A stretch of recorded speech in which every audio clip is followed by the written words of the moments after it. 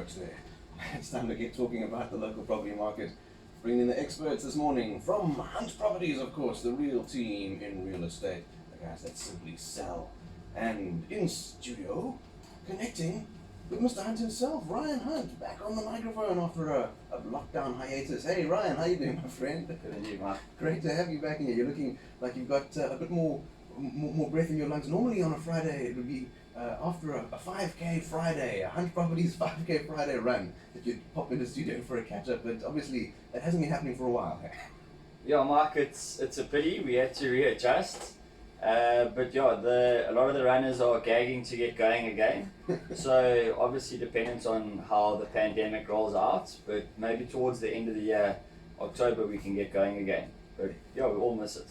I'll tell you what, it's a great way to start a Friday, a great way to welcome in the weekend normally on the boardwalk, and we'll be itching to hear when that is a possibility once again. But hey, look, well, you haven't been able to get out and run in a pack.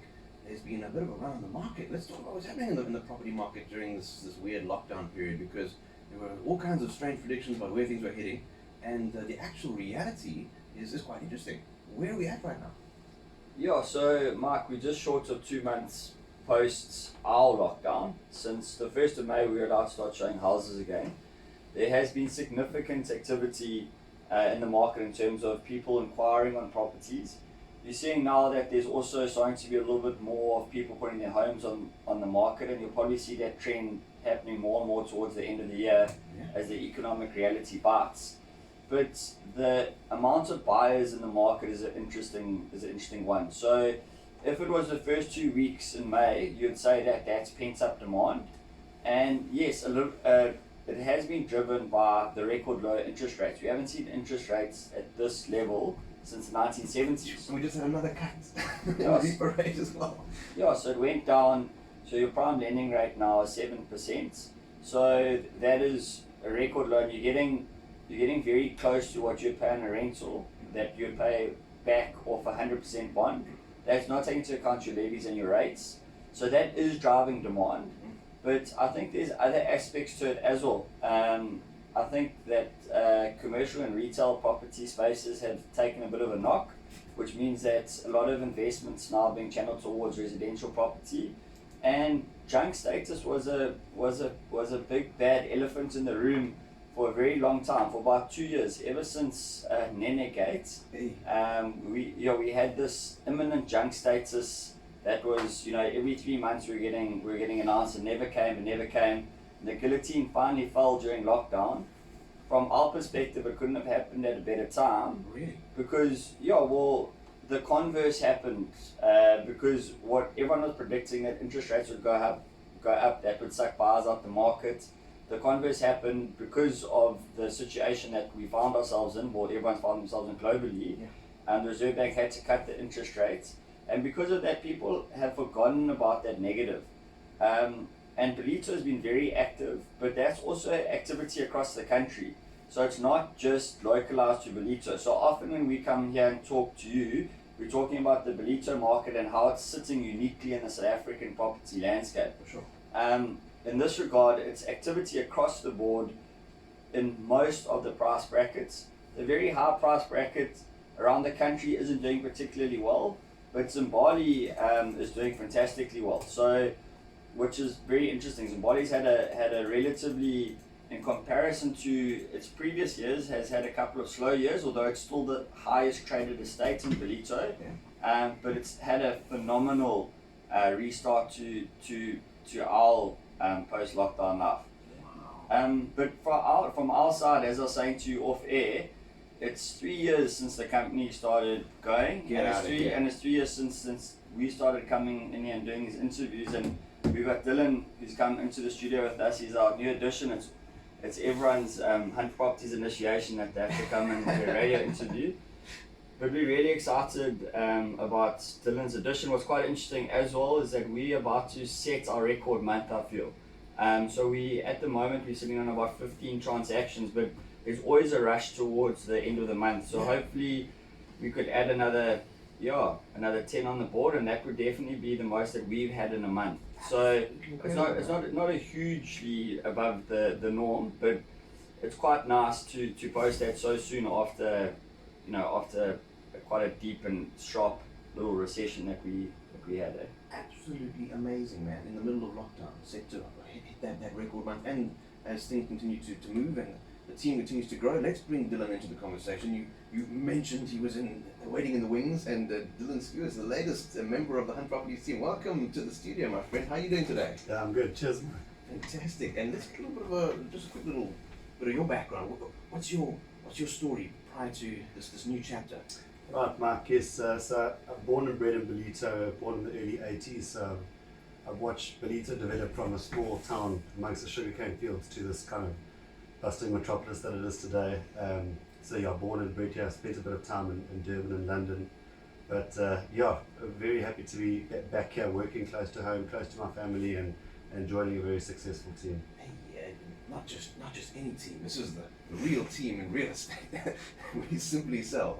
And Ryan, to have a guy with real local roots like Dylan joining the team, a big plus. Someone who's got that international and broader perspective, but comes back to the home stomping ground, right?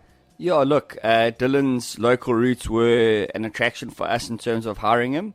But the main attraction for Dylan is that he's got a vast amount of sales experience. He came from a very successful, I don't know if you'd still call it a startup, but it's a very successful burgeoning company within Southern Africa. He was the national sales manager, and he's had various roles that are people-facing roles in a corporate background. And I think there's a couple of things, there's a couple of criteria that we look for in people, but it's amazing that every single person, that we've hired has options. Yes. So our model is very, very different. The guys work as a team, so they pool their commission, which brings a different type of pressure. And we also, we pay our guys every single month, and when the extra comp comes in, then that tops it up. So it gives guys a little bit more stability, but it also gives us a little bit more cohesiveness amongst the team. And we've got, Dylan, who if he put a CV out there would be chomped up. We have Lelo, who was doing an MBA down in Stellenbosch, very high in Nedbank. We've got Daxi, who's a Gibbs Business Institute graduate. We've got Janine, who comes from a legal background. We've got Bonnie Maringa is one of my biggest competitors in real estate, and he's a fantastic guy with a very, very interesting story. We've got Kath Hind, who comes from an educational background. And then, we've got Terry Baxter, who, in my opinion, is the best administrator in Ballito. We plucked her out from a very successful estate. She basically helped run those cogs for a long time. We've got her husband, George Baxter, who's unbelievable. We've got Amy, who's currently videoing us. She comes from a journalistic background, and she's doing marketing. And finally, we've got my wife, who does all our staging and helps with our brand management, who's also got a design background. So everyone comes from these varieties of backgrounds. It's very different from your normal real estate setup. It's very different to the normal characters that you'd find in a real estate setup. Yeah. Things are a little bit more relaxed in that setup, and but ours is relaxed in some senses. I don't think the guys are as worried about money, but it's a little bit more driven in other senses in terms of what is required of them. And I think that's what's attracted Dylan, and that's what attracted Dylan, us to Dylan. So like everyone, don't come knocking on my door, I'll come knocking on your door.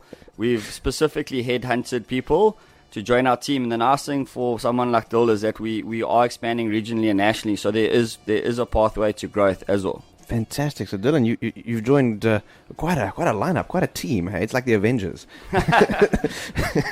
If you could be any superhero, well, who would you be in the team? I'm gonna go with Iron Man because he's cool.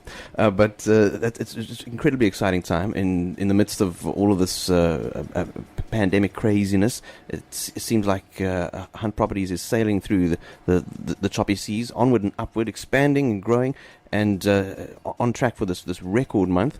New blood in the team. And Dylan, welcome once again, man. Great to have you in studio. Great to connect with you, and I'm sure we're going to be having you back in for another feedback session really soon, man. And just before we throw to another little commercial break, Ryan, what's the smartest way for people to connect with you and find out about what's hot on the property front right now? The best way to do it is to Google Hunt Properties. We on all the different platforms. We've also got some really cool platforms through our developments, Manor Estates, Elliot Palm Lakes, Jacana, and we've got a few more developments that are coming off the conveyor belt that we'll be announcing in the next couple of months. There you go. You heard it right here on 88 FM from Mr. Hunt himself, Ryan Hunt, and introducing you to Dylan Skewis as well. Guys, thanks so much for coming in this morning on a fantastic, fresh Friday.